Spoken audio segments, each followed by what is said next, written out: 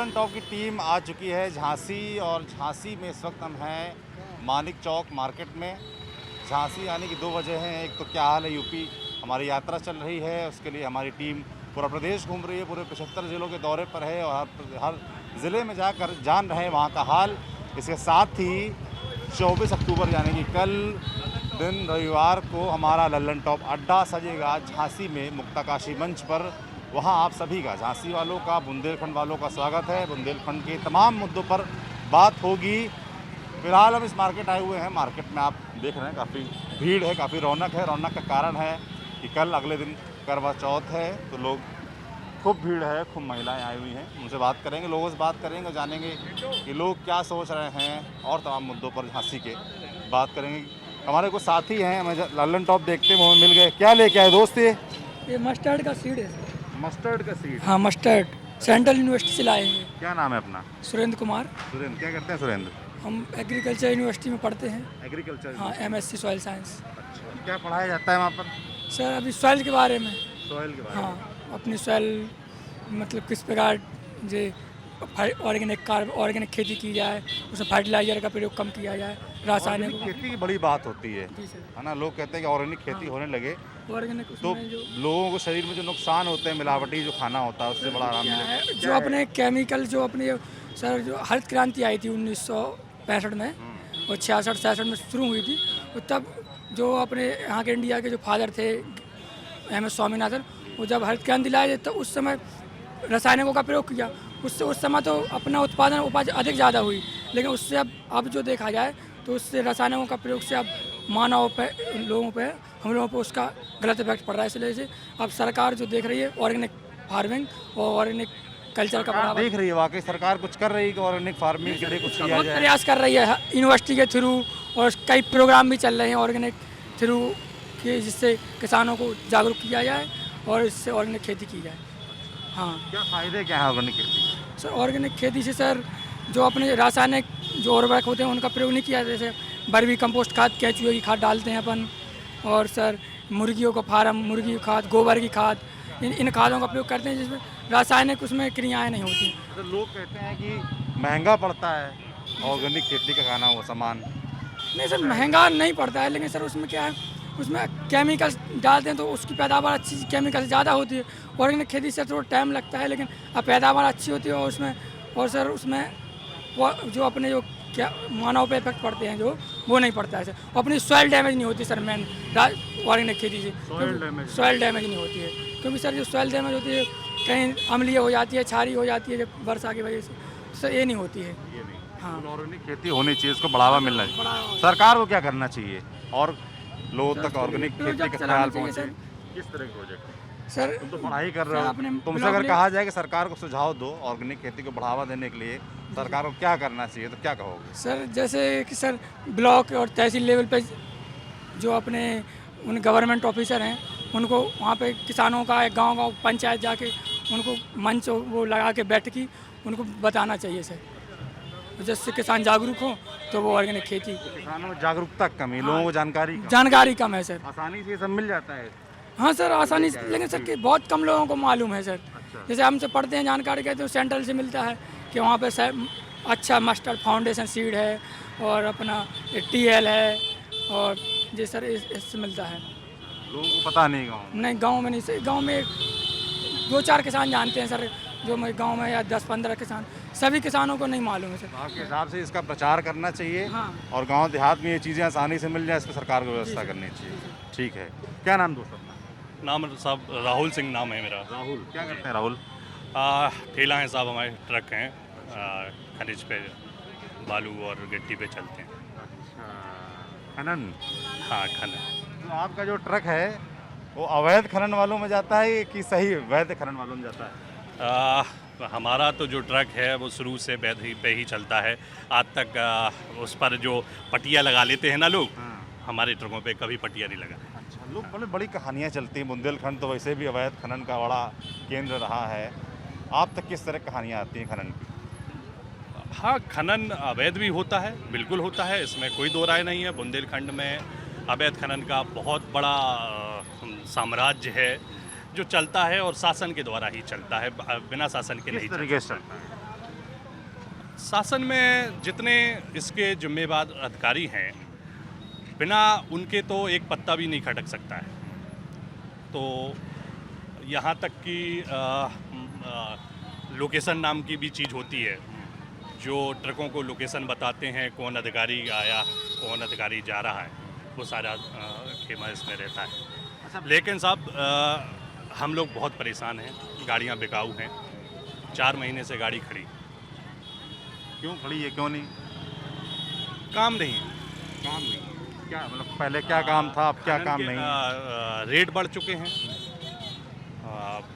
चूँकि सरकार ने सारा पहले टेंडर ऐसे करवाए कि उससे रेट बढ़ गया बहुत। तो जब हमको माल महंगा मिलेगा तो हम माल बाज़ार में महंगा बेचेंगे। और कोरोना से आदमी इतना टूट गया है कि मकान बनाना तो दूर, वो दैनिक मर्या के जो रोज़ के काम हैं वो भी नहीं कर पा रहे हैं। तो इसलिए जहाँ बिक्री नहीं है तो हम लोगों की गाड़ियाँ खड़ी। कह रहे हैं सरकार ने टेंडर किए, तो ये तो अच्छी बात है ना कि पहले, अगर आप कह रहे इसका मतलब पहले टेंडर नहीं होते होंगे। नहीं, पता नहीं, टेंडर तो होते थे, पहले भी होते थे, लेकिन इस बार रेट इतना हाई क्यों गया है वो हमें। पहले कितना था, अब कितना हो गया है? ये इतना जानकारी नहीं बता सकते अभी हम, कितना था पहले। सरकार जैसे कह रही है कि भाई पहले अवैध खनन होता था और टेंडर प्रक्रिया ठीक से अपनाई नहीं जाती थी, और सरकार का ऐसा दावा है कि अब उन्होंने बदलाव किया है इसमें। यह है क्या बदलाव का परिणाम आखिर में, अंतिम में उपभोक्ता को मिलना चाहिए, आम जनता को मिलना चाहिए, वो क्यों नहीं मिल पा रहा? आप कहना सस्ता मिलना चाहिए था। बिल्कुल बिल्कुल, सरकार की पॉलिसी ऐसी होनी चाहिए कि खनिज सस्ता होना चाहिए।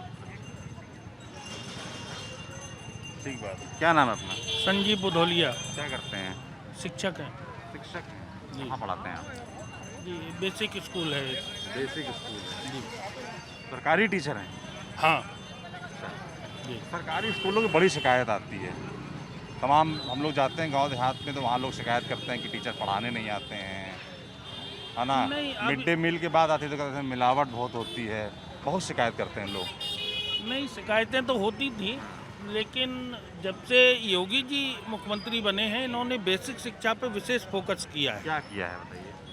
जो पंचायतों के माध्यम से हमारे यहाँ एक कायाकल्प योजना लाई है। माने पंचायतों को स्पष्ट निर्देश हैं कि सबसे पहले विद्यालय को संतृप्त करें, इसके बाद अन्य काम होंगे। तो निश्चित रूप से योगी जी के आने के बाद विद्यालयों में उत्तर प्रदेश में खासतौर से आमूलचूल परिवर्तन हुए हैं। आप प्रेरणा ऐप का आप लोगों ने विरोध क्यों किया? प्रेरणा ऐप का आप लोगों ने विरोध क्यों किया? जो योगी जी बहुत अच्छी योजना लेके आए थे कि मास्टर जाएगा, अपनी उपस्थिति अपने विद्यालय पर खींचकर पहुंचाएगा। आप योगी जी की तारीफ कर रहे हैं, लेकिन जब योगी जी ऐसा कोई पास करते हैं जो सख्त फैसला लिखते हैं जो मास्टरों के हित में नहीं है, तो मास्टर आंदोलन कर देते हैं, कहते हैं कि साहब प्रेरणा ऐप से हमारी सीक्रेसी खराब हो रही है, महिलाओं की नहीं, प्रेरणा ऐप का व्यक्तिगत रूप से मैं तो विरोधी नहीं हूँ, और प्रेरणा ऐप का संगठनों ने विरोध किया, ये आप संगठनों से पूछिए। आपका क्या सोचना? मेरा ये सोचना नहीं, मैं संगठन में मैं कोई पदाधिकारी नहीं हूँ, मैं एक अध्यापक हूँ और समाज सेवा में भी रुचि रखता हूँ। मैं किसी भी संगठन में कोई पदाधिकारी नहीं हूँ, और मेरा व्यक्तिगत कहना ये है कि प्रेरणा ऐप कहीं गलत नहीं थी। अगर हाँ, लेकिन निजता का अगर हनन हो रहा है तो वो किसी भी ऐप के माध्यम से हो, वो गलत है। तो फेसबुक और इंस्टाग्राम जो महिलाएं टीचर चलाती हैं वो गलत नहीं है, उससे प्रेरणा ऐप से ही सारी उनकी प्राइवेसी खराब हो रही है, और जो दिन भर फेसबुक और व्हाट्सएप चला रहे हैं उससे नहीं हो रही है। ये फेसबुक वाले जाने, व्हाट्सएप वाले जाने, हम उनकी शिकायत ये है कि शिक्षकों के लिए एक नियम आया कि वो स्कूल वाले जब जाएं तो उनकी अटेंडेंस लगे, उसके लिए एक ऐप आई, उसका आप लोगों ने विरोध किया, है ना। उनका कहना है कि आपने कहा प्राइवेसी का मसला है, तो उन्होंने कहा प्राइवेसी तो तमाम और चीज़ों में होती है, वो सब तो इस्तेमाल करते ही हैं। जब सख्ती की बात आती तभी पीछे क्यों हट जाते हैं शिक्षक? नहीं, सख्ती की बात आती है तो कोई पीछे नहीं हटता है, और जो कामचोर होंगे वो डरेंगे। और कामचोर केवल टीचर नहीं है कि आप कहें टीचर है, तो समाज में हर तबका, आप अगर व्यापारी हैं तो क्या आप सही काम कर रहे हैं? आप आरोप लगा रहे हैं यहाँ खड़े होके, अभी आप जो बात कर रहे थे, क्या आपको चोरी नहीं मिल रही तो आप कह रहे ट्रक खड़े हो गए? तो ये सब एक दूसरे पे आरोप लगाने से देश नहीं चलने वाला। हम सुधरें, व्यक्तिगत सुधारवाद हो, हम सुधरेंगे जग सुधरेगा। लेकिन हम इन पे आरोप लगाएं, ये हम पे आरोप लगाएं, हिंदुस्तान में होता यही है कि छींटाकशी करो और अपने दायित्व से मुक्त हो जाओ। और आप कह रहे हैं कि बेसिक शिक्षा में बड़ा काम हुआ है, मुझे कुछ काम बताइए, क्या क्या चीज़ें, क्या बदलाव आया है? सबसे पहली चीज है कि आप किसी भी विद्यालय में जाएं तो सबसे पहले उसका परिवेश, व्यक्ति का फर्स्ट इम्प्रेशन पड़ता है कि वो पोशाक कैसी पहने, रंग रोगन। तो जब विद्यालय का परिवेश ठीक होगा तो निश्चित रूप से वहाँ का वातावरण ठीक होगा। पहले विद्यालय की बिल्डिंग भवन जो होते थे वो अत्यंत जर्जर स्थिति में, अंदर बैठना मुश्किल होता था। लेकिन कहीं ना कहीं कायाकल्प के माध्यम से ऐसे 22 योजनाएं लाई गई कि कायाकल्प में रंग रोगन, विद्यालय में लेखन कार्य, विद्यालय की दीवारों पर अच्छे वाक्यों का लिखना, जिससे एक वातावरण बने। विद्यालय में एक मुख्य रूप से टॉयलेट नहीं हुआ करते थे, बच्चियां पढ़ रही हैं, टॉयलेट नहीं है, तो सबसे पहला फोकस टॉयलेट पे किया गया। विद्यालय सब में साफ सफाई की व्यवस्था हो। ऐसे 22 आप कह रहे हैं इंफ्रास्ट्रक्चर पे काम हुआ है? इंफ्रास्ट्रक्चर पे काम हुआ। और मेरा मानना ये है कि जब पहले परिवेश, बाहरी परिवेश ठीक होता है तो अंदरूनी परिवेश धीरे धीरे सने सने ठीक होने लगता है। ये रंग रोगन से और ये किसी व्यक्ति को कैंसर हो, उसको कहो कि बढ़िया मेकअप करके आ जाओ, रंग रोगन बढ़िया लाली लिपस्टिक लगा के आ जाओ, क्या उसका कैंसर ठीक हो जाएगा? कैंसर ठीक करने के लिए उसको अंदर से उसको दवाइयाँ चाहिए। क्या होना चाहिए आपके हिसाब से? आप जब वो कह रहे हैं कि अच्छा हुआ, आपके हिसाब से क्या नहीं? रंग रोगन तो सारे चौराहों पे करवा दिया गया, भगवा रंग करवा दिए गए। आपने वो नंदी जी का सुना होगा कि पूरा भगवा करवा दिया गया, यहाँ से लेके पूरी 2 लाइन जबरदस्ती लोगों के घर को जबरदस्ती बनारस में भगवा करवा देने से सारी चीज़ों की समस्याओं का, सारी स्कूल कॉलेजों का सब ठीक हो जाएगा। जब मास्टर समय पर नहीं जाएगा, प्रेरणा ऐप का विरोध करेगा, पढ़ाइयाँ होंगी नहीं। अभी आप चले जाइए, आप तो पास में ही हैं, आप एक विद्यालय को जाके देख लीजिए, कोई एक विद्यालय अचानक आप पहुंच जाइए, आपको सारी पता चल जाएगा कि प्राइमरी पाठशाला का, जूनियर हाई स्कूल का क्या स्तर है। गाँव में, शहरों में मास्टर साहब खड़े हैं, बताएंगे आपको। बड़ा नाराज है भैया की स्थिति ये अध्यापक से नाराज नहीं है, इसके पहले जो बताइए सरकार से नाराज है, किसी ना किसी राजनीतिक दल से प्रेरित हैं ये। ठीक है ना, इनकी जो भाषा शैली लग रही है ये अध्यापक से नाराज नहीं है, ये सरकार से नाराज है, ये सरकार से नाराज है और इनकी व्यक्तिगत कुंठा निकल रही है। जिस तरह की शिकायतें जिस तरह की शिकायतें कर रहे हैं कि शिक्षक वहाँ मिलते नहीं हैं, टाइमली पहुँचते नहीं हैं, पढ़ाई नहीं होती उस स्तर की, हो सकता है आप करते हो, पर आप मानते सब जगह ऐसा हो रहा होता है? हाँ, शिक्षा का वातावरण निश्चित रूप से बदला है। पहले क्या था हमें नहीं पता, भैया को क्या आप भी तो यही है ना, क्यों नहीं पता? मैं भी यही हूँ, मैं भी यही है। क्या था, आप क्या हुआ बताइए? मैं पहले नहीं, हम पुराने टीचर हैं, लेकिन हम तो जब से टीचर हैं विद्यालय समय से जाते हैं। और व्यक्तिगत रूप से मैं आपको निमंत्रण देता हूँ, मेरा विद्यालय आके आप स्वयं देख लीजिए, शिक्षा के स्तर में और गुणवत्ता के स्तर में मैं चुनौती देता हूँ। शिक्षक तमाम ये भी शिकायत करते हैं कि भाई उनको पढ़ाई के बजाय तमाम और कामों में लगा दिया जाता है। ये बात बिल्कुल सही है, इसलिए पढ़ाई जो है अफेक्ट होती है, ऐसा है? नहीं, ये बात बिल्कुल सही है कि शिक्षक को केवल शिक्षा की तरफ मोड़ा जाए, एक काम दिया जाए कि आपको शिक्षा करनी है, शिक्षित करना है बच्चों को और शिक्षा पे ध्यान देना है, तो कई अन्य कामों में लगाया जाता है। धीरे धीरे सरकार इनसे भी हटा रही है, जैसे पहले गणना में लगा दिया जाता था तमाम प्रकार की, तो कुछ चीज़ों में सुधार हुआ है। और जब भैया ने कहा जैसे कैंसर होता है, तो कैंसर एकदम ठीक नहीं होता, ये तो पुराने समय से सिस्टम चला आ रहा है, लेकिन धीरे धीरे करके मुझे लगता है काफ़ी अमूलचूल परिवर्तन शिक्षा के क्षेत्र में हुआ है। चलिए, क्या नाम है आपका? राजीव गुप्ता। राजीव जी क्या करते हैं?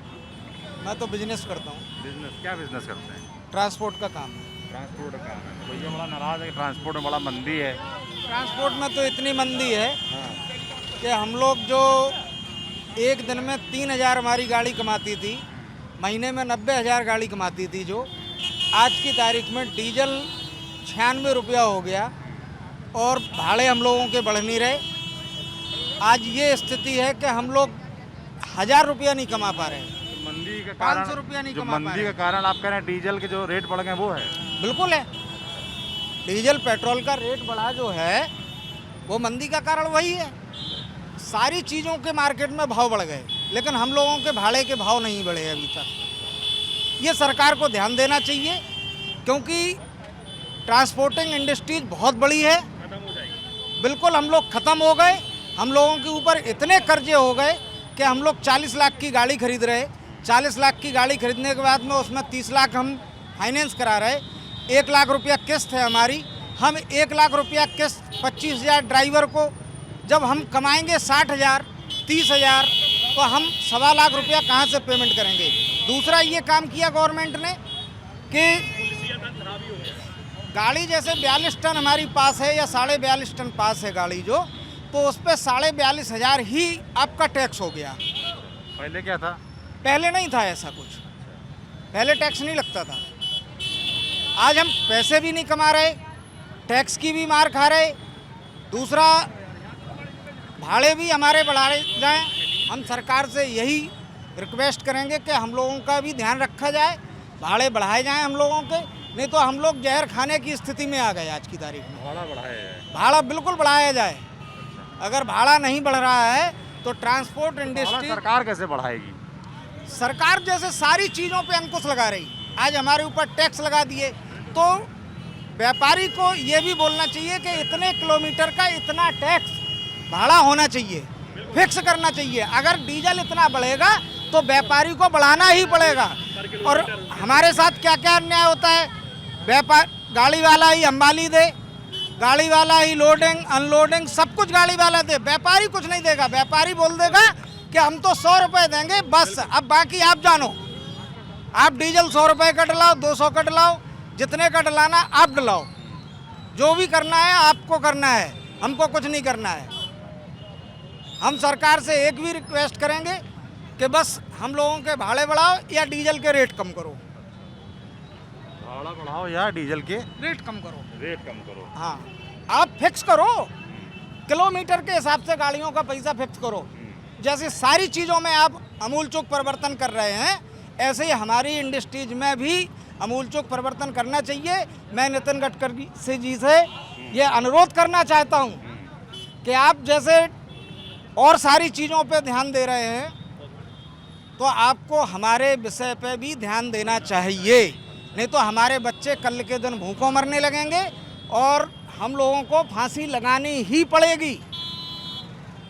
हम अपने मंत्री महोदय जी से विनम्र निवेदन करेंगे कि हम लोगों की इस समस्या कोई एसोसिएशन नहीं, आप लोग का हम लोग ट्रांसपोर्ट का कोई एसोसिएशन नहीं, कभी जाते नहीं शिकायत करने? एसोसिएशन बनी नहीं सकती है, चूँकि हमको किस्त देनी है। हमको जो किस्त देनी है, अगर हम अपनी गाड़ी खड़ी कर ले रहे हैं तो हम गाड़ी नहीं चलाएंगे तो हम जो 30,000 40,000 कमा रहे हैं वो भी नहीं कमा सकते हैं, क्योंकि हमको 1.25 लाख रुपया देना है। आज हम अपने जेब से 50,000 60,000 रुपया एक पर गाड़ी दे रहे हैं। अगर 14 चक्के की हमारी गाड़ी है, 10 चक्का फेल हो गई, आपका 20 टन भाड़ा है, 20 टन का डीजल का ही पैसा नहीं निकल रहा है। सामान तो खूब इधर उधर जा रहा है, मार्केट में सामान तो ढोया ही जा रहा है, ही जा रहा है। सामान जा रहा है भैया। हमारी मजबूरी है आज कि आज हमें 200 रुपये पे काम करना पड़ रहा है, लेकिन हमारी किस्त नहीं निकल रही उससे। आप हमारी पीड़ा तो समझिए कि जो पैसा हम लोग, जैसे मान लो हमारी 30,000 की किस्त थी, तो हम लोग 50,000 कमाते थे, 12,000 रुपया ड्राइवर को दे दिया, 12,000 हमको बच गया। आज की स्थितियाँ परिस्थितियाँ वो ख़त्म हो गई। आज 30,000 का 45,000 का खर्चा है, हम उस गाड़ी से 10,000 नहीं कमा पा रहे। ठीक बात है। क्या नाम है भैया आपका? सर मैं सौरभ शर्मा, क्या करते हैं? मैं टीचर हूँ सर। टीचर हैं आप? जी जी। ये भैया बड़े नाराज हैं टीचरों से। कह रहे हैं टीचर पढ़ाते नहीं हैं, स्कूल नहीं जाते हैं, प्रेरणा ऐप पाई अटेंडेंस लगाई जाए उसका विरोध किया। नहीं, प्रेरणा ऐप का किसी टीचर ने विरोध नहीं किया है, मैं आपको बता दूँ। उसमें क्यों कुछ नहीं लागू किया? लागू नहीं, प्रेरणा ऐप लागू हुआ है, उससे बहुत फ़ायदे भी हैं। ऐसा नहीं है प्रेरणा ऐप से फ़ायदे नहीं है। देखो, एक तो क्या है, पूरा ऑनलाइन हो गया है। जो आज आपको छुट्टियां लेनी पड़ती थी, या जो महिलाएं भी हमारे डिपार्टमेंट सबसे ज़्यादा हैं, उनको प्रॉब्लम आती थी CCL लेने में, उनके CCL मिलने में महीने लग जाते थे। आज आपने ऑनलाइन डाला, आपको 5 दिन के अंदर CCL आपकी हो जाती है। ये सबसे बड़ा फ़ायदा हुआ है। मेडिकल आपका आपने ऑनलाइन कर दिया, आपको छुट्टी मिल जाई है। अब कोई भी प्रक्रिया होने में टाइम तो लगता है। अच्छा, आप दोनों लोग शिक्षक हैं, आपसे एक सवाल ये पूछूंगा कि आप लोग अगर पूछा जाए, सरकार अगर आप लोगों से पूछे कि क्या और काम होने चाहिए, है ना, क्या और बेहतर होना चाहिए स्कूलों में, क्योंकि देखिए सरकारी स्कूलों में बच्चे पढ़ना नहीं चाहते, उनके माँ बाप भी उनको भेजना नहीं चाहते हैं, है ना, जो भेजते हैं वो आर्थिक रूप से कमज़ोर है, वही लोग भेजते हैं। मैं आपको एक बात बताना चाहता हूँ कि प्राइवेट और सरकारी में बहुत बड़ा अंतर है। प्राइवेट में जो बच्चे जाते हैं उनके गार्जियंस बहुत वेल एजुकेटेड होते हैं, एजुकेटेड के अलावा वो सिंसियर होते हैं। बच्चों को सुबह उठाना भेजना, गांव में क्या सिस्टम है, उन्होंने बच्चे को भेज दिया, जाओ, कोई देखने वाला नहीं है। आप आज की डेट में आपका बच्चा भी पढ़ रहा होगा तो यदि स्कूल से वापस आता है तो आप लोग चेक करते हैं कि उनको क्या होमवर्क मिला।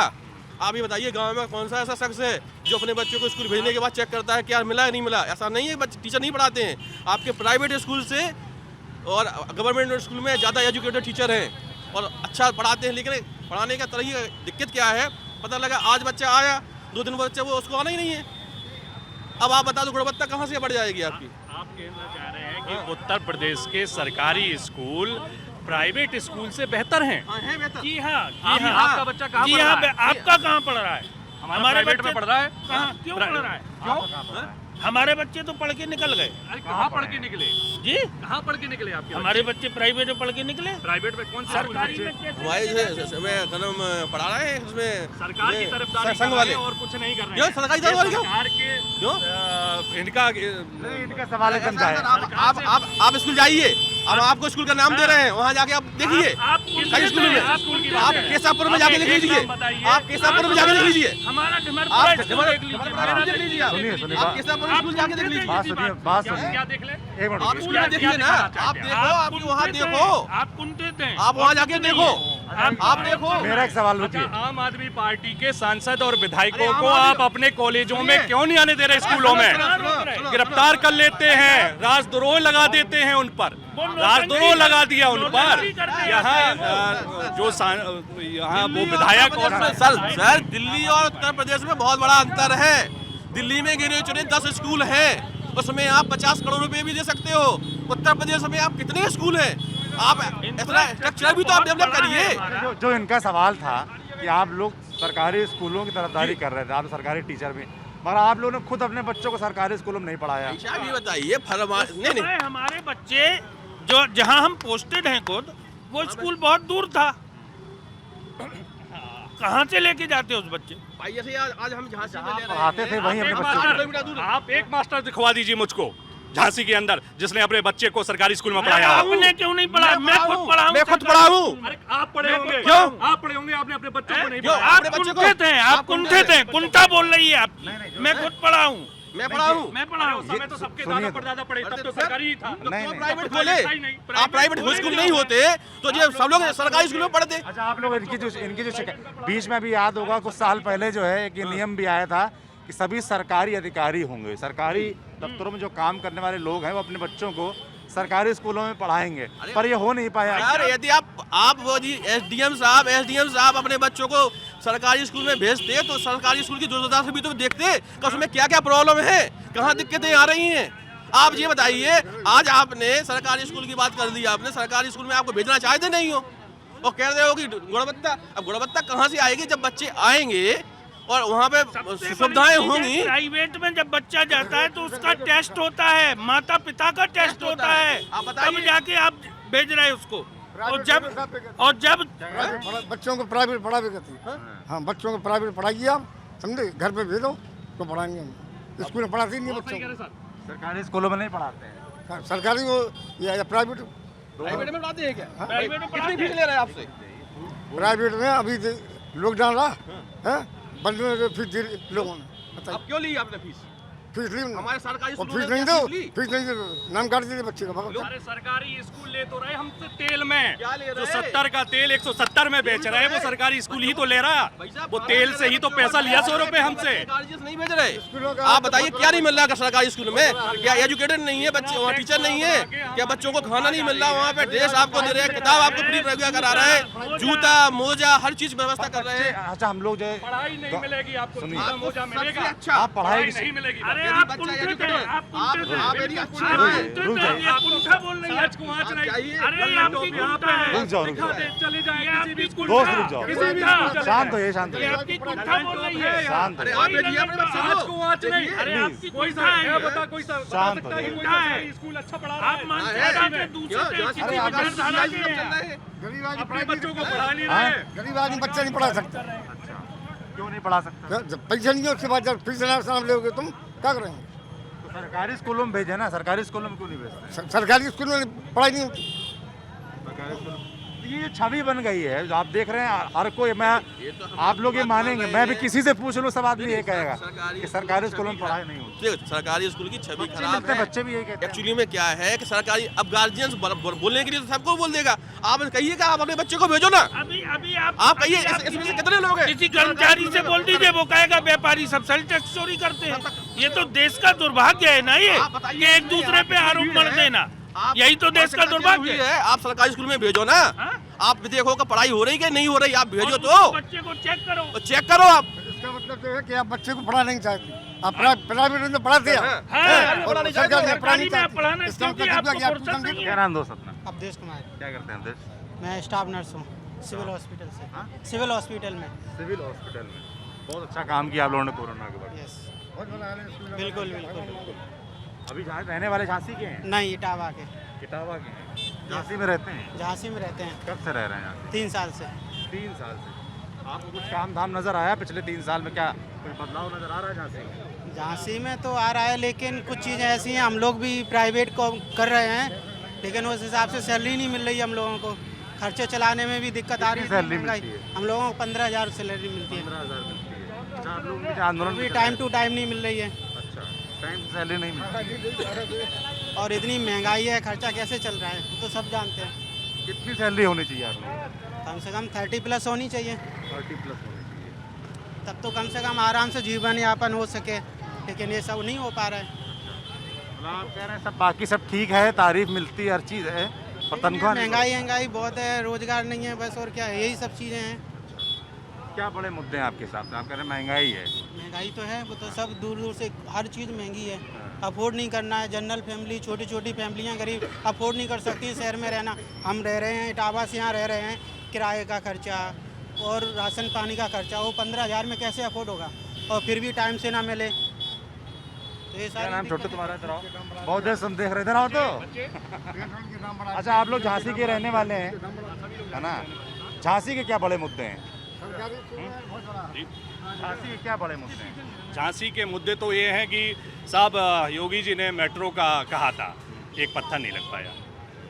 एक सीपरी का ओवरब्रिज था, उसको लगभग आज 7 साल के ऊपर हो गया होगा, शायद 7 साल के ऊपर हो गया सब। बहुत छोटे छोटे मुद्दे हैं, कोई बहुत बड़ी झांसी नहीं है और कोई बहुत बड़ा उसके लिए वो नहीं चाहिए। आप छोड़िए मेट्रो, यहाँ सिटी बस तक नहीं। तो लोग कैसे चलते हैं फिर? जी पब्लिक ट्रांसपोर्ट क्या है फिर वही ऑटो टेम्पो? हाँ, ये 105 के पेट्रोल से आप जो चला सकें।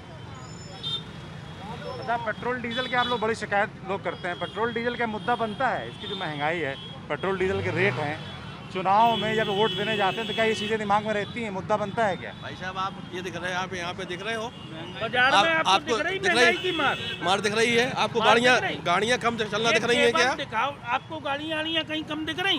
बताइए ये आप, केवल दिखावटी बातें हैं, 200 रुपए का बिल लेंगे। ये दिखावटी बातें हैं। आप कह रहे हैं पेट्रोल डीजल रेट बढ़ा कोई दिक्कत नहीं 500 होगा तो 500 भी लोग डलवाएंगे। भी लोग डलवाएंगे, आवश्यकता है वो। और अगर महंगाई बढ़ रही तो एक तरफा नहीं बढ़ रही। जैसे हम अध्यापक हैं तो हमारी सैलरी भी तो बढ़ रही। सरकार हर साल महंगाई भत्ता बढ़ाती है। अध्यापक हैं और लोग जो मजदूर वर्ग हैं उनकी सैलरी तो कम है, उनको उनकी क्या नाम है आपका? पा रही है उनको। फैक्ट्रियां बंद होती जा रही हैं और दो धंधे बंद होते जा रहे हैं, लोगों को रोजगार नहीं मिल पा रहा है, मजदूर परेशान है, काम जो है नहीं मिल पा रहा है, लोग प्लान भी कर रहे हैं तो उनकी मजदूरी कम मिल रही है। महंगाई मुद्दा तो रहेगा, हर इंसान नाम की क्या आपका? महंगाई मुद्दा तो रहेगा चुनाव में। नाम क्या है हमारा नाम जाहिद अली है। क्या करते हैं आप हमारा जो है छोटा व्यापार है फर्नीचर का, और जो है महंगाई मुद्दा तो चुनाव के टाइम पर रहेगा, इसलिए कि जो है फैक्ट्रियाँ उद्योग सारे बंद होते जा रहे हैं, लोगों को व्यापार नहीं मिल पा रहा है, काम नहीं मिल पा रहा है। तो जो है इस तरीके से डीजल पेट्रोल का कई जो है सामान सीमेंट सरिया है तेल खाने वाले तेल है, ये सारी चीज़ें महंगी हैं, तो आम जनता जो परेशान है, त्रस्त है, तो महंगाई का मुद्दा तो। इनसे बात कर लें। क्या नाम भाई आपका? हमारा अशरफ, अशरफ। क्या करते हैं अशरफ? हम उसका काम करते पॉलिश वॉलिश, पॉलिश करते हैं। रहते कहाँ पे हैं? बाहर और गेट, बाहर रहते। बाहर और गेट। अच्छा, रहने वाले झांसी के हैं? हाँ, यहाँ से गया। कब से ये काम कर रहे हैं पॉलिश वाले? हम हो गए करीब 2-3 साल हो गए। 2-3 साल। पहले क्या करते थे? पहले हम करते थे मजदूरी। मजदूरी करते थे। पहले कितना कमा लेते थे? पहले 200 रुपये मिलते थे, आप कितना कमा लेते हैं? अब उसको 250-250। 250 कमा लेते हैं यहाँ पर। आपके हिसाब से आपके बच्चे से शादी दी हुई है? हाँ, चार बच्चे हैं। 4 बच्चे हैं। क्या करते हैं चारों बच्चे? सरकारी स्कूल में पढ़ रहे हैं अभी। पढ़ रहे हैं। 3 बच्चे पढ़ रहे हैं अभी, एक छोटा है। एक छोटा है। बच्चों को क्या करना चाहते हैं, क्या करवाना चाहते हैं बच्चे? अच्छे ही बच्चे बनाएंगे, पढ़ेंगे आगे, कुछ काम धाम करेंगे कि अभी उनको भी मजदूरी करेंगे? पढ़ाएंगे अभी तो। पढ़ाएंगे। चुनाव वोट देते हैं? हाँ, वोट देते हैं। क्या मुद्दे हैं आपके हिसाब से? हैं? क्या मुद्दे हैं आपके हिसाब से? महंगाई कम हो जाए। महंगाई कम है? किस चीज़ की महंगाई? अरे तेल मसाला मिर्ची मसाला सभी है। अच्छा, जब वो कम होगा जब भी तो हम बच्चों को खिला पाएंगे पिला पाएंगे, जब भी तो अच्छा बना पाएंगे उन्हें। वही तो। महंगाई से फर्क पड़ रहा है आपको? हाँ, बहुत क्यों नहीं पड़ रहा, बहुत पड़ रहा। गरीब इंसान तो मर ही जाएगा। वैसे सरकार जिसे कहती है गरीब इंसानों के लिए हम बहुत काम कर रहे हैं, आवास दे रहे हैं, शौचालय दे रहे हैं, सिलेंडर दे रहे हैं, आपको ये सब चीज़ें मिली हैं? अभी कुछ नहीं मिला अभी हमें। आपने कोशिश की कि मिले आपको? हमने कोशिश की, हमारा फार्म भी भरे हुए हैं लेकिन मिला नहीं है। फार्म भरे हुए हैं अभी मिला नहीं है। हमने 2 साल हो गए, 2-2.5 साल हो गए। कहाँ फॉर्म भरा? कहाँ गए थे आप? हम नगर निगम। नगर निगम। क्या हुआ वहाँ पर? हमने बस कह दिया घर पे आएगा, आ जाओ।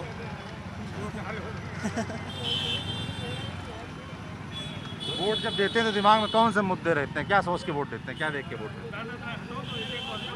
ये कि चलो अच्छी सरकार बनेगी, अच्छा काम होगा, अच्छा विकास होगा। अच्छा, कोई नेता पसंद है? हाँ, कौन सा? हम सापा में जाते। सपा में? अच्छा, सपा पसंद है। क्यों सपा क्यों पसंद है? सपा बढ़िया काम करती वो बढ़िया काम क्या करती। बढ़िया काम? बढ़िया काम करती, जो भी काम वादा करा उसने पूरा निभाया। कौन सा वादा पूरा? एक्सप्रेस वे बनवाया, मेट्रो चली कि नहीं चाहिए, हर गरीब इंसान को पैसा मिला उसके राज में। इनके राज में सारा पैसा ही खत्म हो गया। बताओ हम लोग गरीब इंसान अब क्या करें? ठेला क्या लगाए। नाम है अपना? इमरान नाम है हमारा। क्या करते हैं इमरान? हम मजदूरी करते हैं भाई साहब, ठेला लगाते हैं। बताओ भाई साहब, पहले प्याज क्या बदलाव आ गया? आप कह रहे हैं सब खत्म हो गया? क्या खत्म हो गया? पूरा इंसान गरीब इंसान रोड पे आ गया भाई साहब। देखो आप, अरे मजदूरों को सरकार 10,000 रुपए दे रही, कभी बैंक में अप्लाई किया आपने? आपने अप्लाई किया? आपने अप्लाई किया कभी?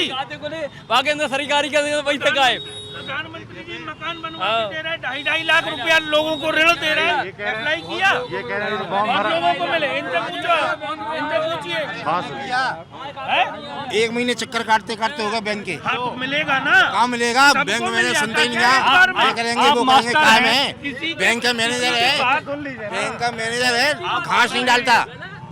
रिश्वत चाहिए, रिश्वत 2% चाहिए, 5% चाहिए जब करेंगे। लोन दे रहे हैं, फॉर्मेलिटी है तो लोन दे रहे हैं। प्रधानमंत्री का कब समस्या है? गाड़ी आती थी 65,000 की गाड़ी आती है, 90,000 की गाड़ी। बताओ भाई साहब, 35,000 महीना रखता भाई साहब, 35,000 रुपये महीना। और गरीब इंसान कैसे ले आए? क्या हुआ? आप लोग आराम से पहले भी गवर्नमेंट आती है, यही लोग धरने पे बैठे थे। मैनेजर है, अच्छे झांसी में जो होता था, एक करके बोलिए। हम ठेला लगाते, रेडीमेड जो है दुकान, हमें पैसा चाहिए, 10-10% से ब्याज से धन लेते हैं, 5-10 रुपये महंगा लेते हैं। अगर गवर्नमेंट हम लोगों को पैसा दे तो हमारा पैसा बचे। 1%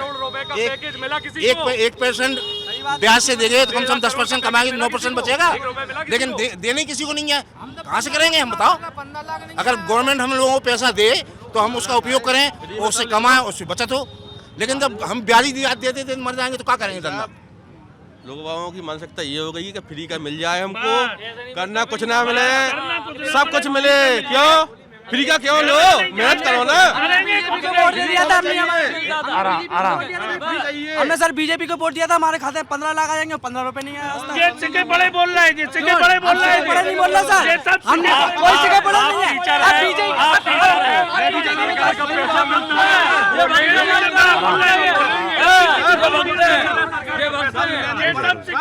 कहता है कि आपको गवर्नमेंट दे रही है तो मैंने मेहनत की। शोर मत बजाओ। कुछ नहीं शोर मत बजाओ। अब असली जनता आई है तो सके बड़े हो गए, असली जनता आ गई तो बड़े हो गए। 100 करोड़ वैक्सीन सारे विश्व में रिकॉर्ड बना दिया हमारे देश के प्रधानमंत्री ने। इसकी चर्चा नहीं करेंगे, इसकी चर्चा भी तो होनी जिससे जीवित हैं। कितने लोग मरे उसकी भी तो चर्चा होनी चाहिए, जो अखबारों में दिखाया नहीं गया। जैसे महादी गंगा में वो चर्चा नहीं होगी, केवल भारत में होगी। केवल अरे अमेरिका जैसा देश ध्वस्त हो गया, इटली ध्वस्त हो गया, नारेबाजी करनी है। बड़े बड़े विकसित देश ध्वस्त हो गए इस कोरोना से, और इस विकासशील देश को जिसकी आबादी विश्व की देशों की आधी से ज्यादा है। रुकिए, आप कह रहे हैं कि कोरोना में वैक्सीन लगवा, अच्छी बात है, वैक्सीन सरकार ने लगवाई 100 करोड़, उसकी तारीफ होनी चाहिए। पर जो कोरोना का सेकेंड वेव आई थी है ना, उसमें उत्तर प्रदेश में हम लोगों ने जो हाल देखे, लोगों को सिलेंडर नहीं मिल पा रहे थे, लोगों को बेड नहीं मिल पा रहे थे, उस पर क्या कहेंगे आप?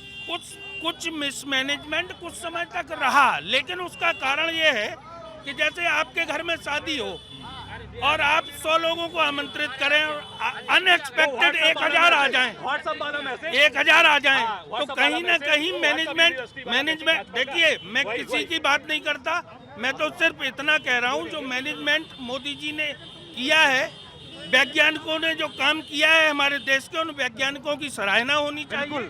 अगर तारीफ होनी चाहिए, की सराहना कौन नहीं करता? वैज्ञानिकों की तारीफ होनी चाहिए, जो काम हुए उसकी तारीफ होनी चाहिए, पर जो काम नहीं हुए उनकी आलोचना भी तो होनी चाहिए। उनकी आलोचना होना चाहिए, बिल्कुल। परेशान क्यों हो रहे हैं लोग? बोल, ये कोरोना में इनके बच्चा मरा, हमारा बच्चा कोरोना में मार दिया जबरदस्ती, उसे कोरोना होता नहीं, और क्या वकील था, कचहरी में बैठता था। क्या मृत्यु प्रमाण पत्र पे कोरोना लिख पाया? नहीं, उत्तर प्रदेश में मृत्यु प्रमाण पत्र पे कोरोना मात्र मुश्किल 10% लोगों का लिखा होगा, बाकी 90% लोग ऐसे ही लावारिस जला दिए गए, लावारिस बहा दिए गए। वो सबने देखा है, सारी दुनिया ने देखा। सीताराम बैंक का सदस्य हूँ। पूरे देश में एक मुख्यमंत्री था। रुक जाइए भाई साहब, पहले बात सुनिए।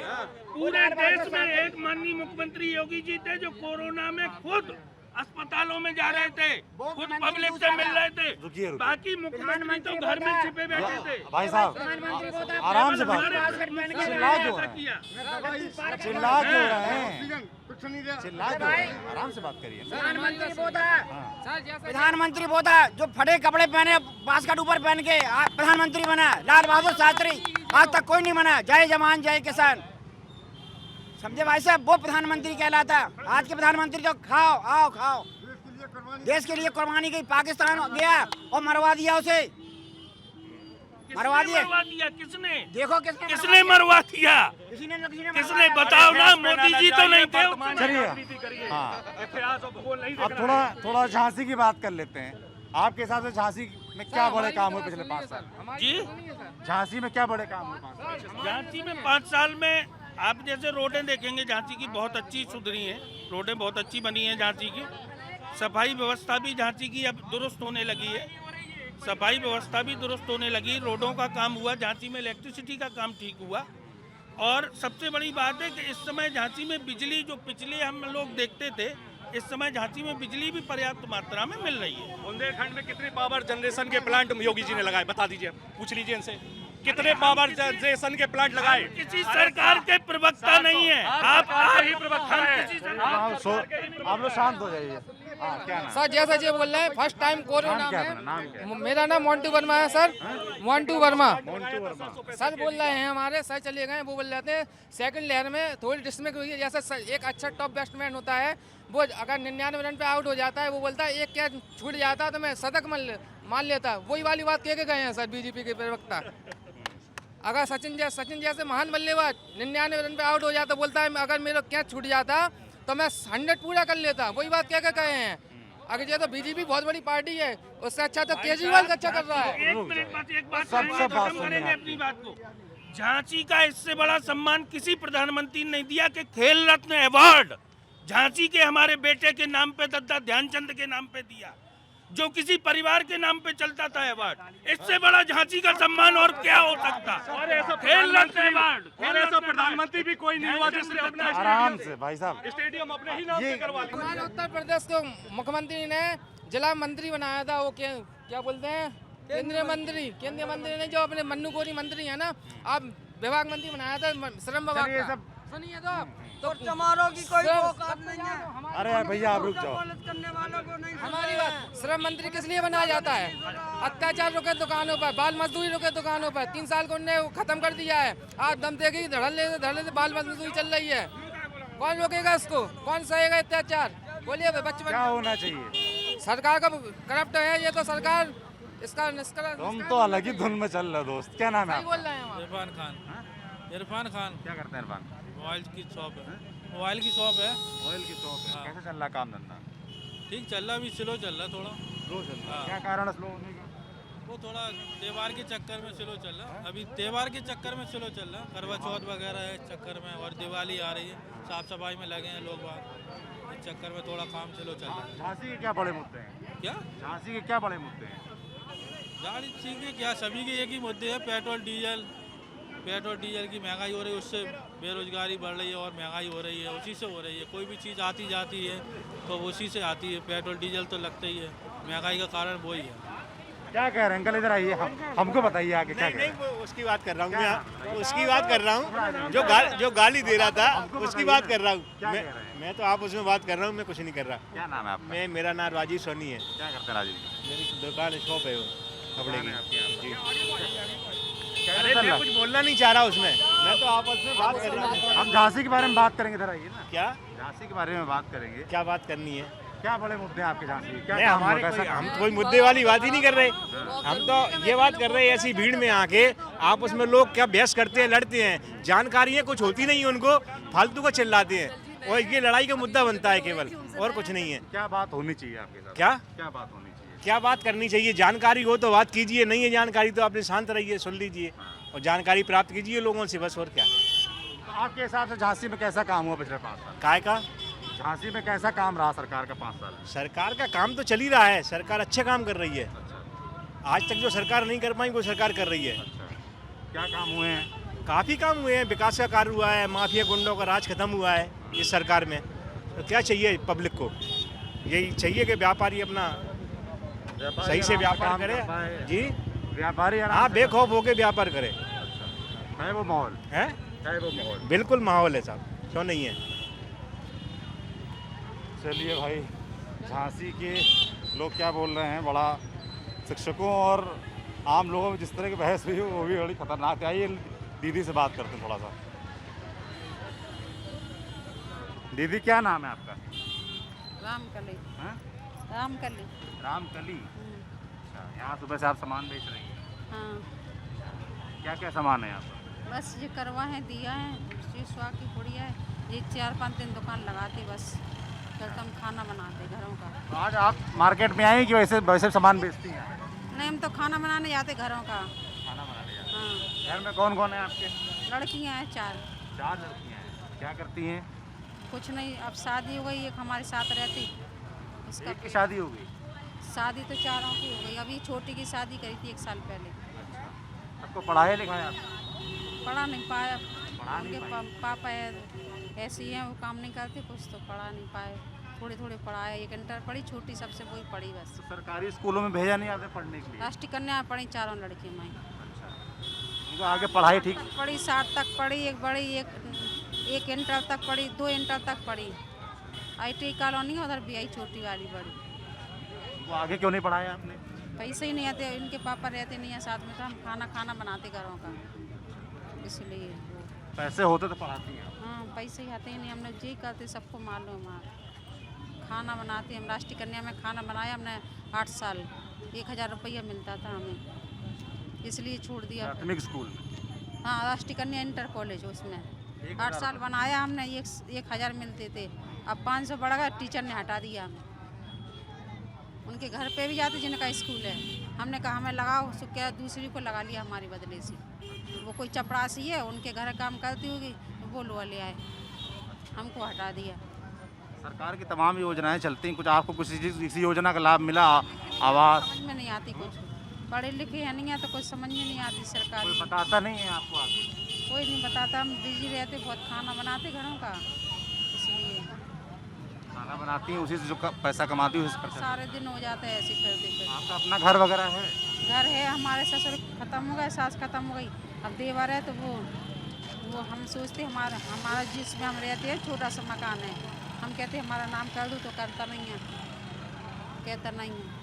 हमने कहा हम या इसको तुम ले लो, हम और कहता हूँ ले लेंगे। अब वो बिटिया उसकी तलाक हो गई, उसका बेटा है ये लेके आई थी 6 महीना का, अब सब 15 साल से रखें उसको, अभी आएगी वो थोड़ी देर पहले।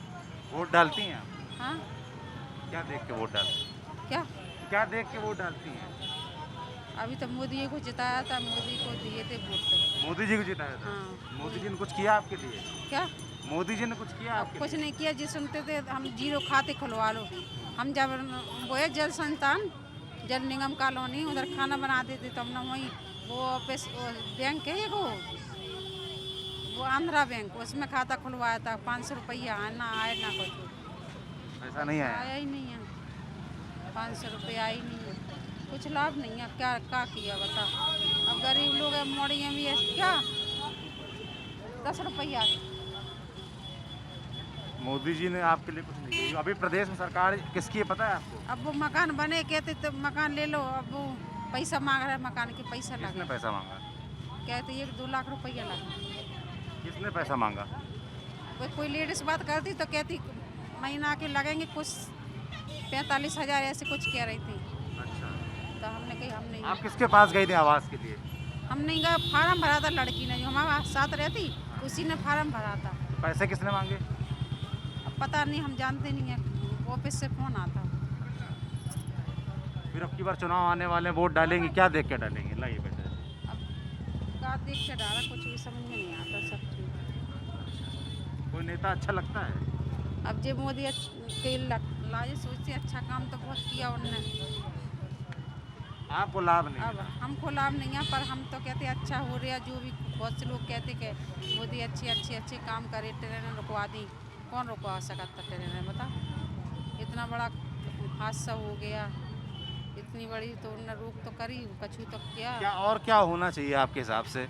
हमारे हिसाब से तो ये होना चाहिए, झांसी में किसी भी वो नहीं है, मतलब कारखाना, कंपनी, मॉल, क्या जिनमें हम लोग लग जाएं, लड़कियां लग जाएं, लड़का लग जाएं, क्या है, कुछ नहीं है झांसी में, ऐसा होना चाहिए नहीं। नौकरी? हाँ, नौकरी तो मिले चाहिए, पढ़े लिखे लड़का फिर रहे, लड़कियाँ फिर रही, औरतें भी फिर रही। झांसी में सब भुखमरी मची, झांसी में कुछ है ही नहीं है। झांसी में क्या है बताओ, आप भी बता दो, क्या है झांसी? सब धंधे लगने चाहिए। हाँ, मॉल बने, बड़े बड़े मॉल रहते, बाहर जाओ तो मॉल रहते, लड़कियाँ जॉब कर रही, 30,000 40,000, इधर तो 6,000 रुपया देते लड़की को काम करने। जहाँ भी दुकान पर लगो वो 6,000 से ज़्यादा देते ही नहीं है कोई भी। अभी हम भी कहीं दुकान पर लग जाए तो 5,000 3,000 कहता ही। ऐसे गरीब बस्ता वाला अभी कहते 3,000 रुपया मिले, कर लो काम।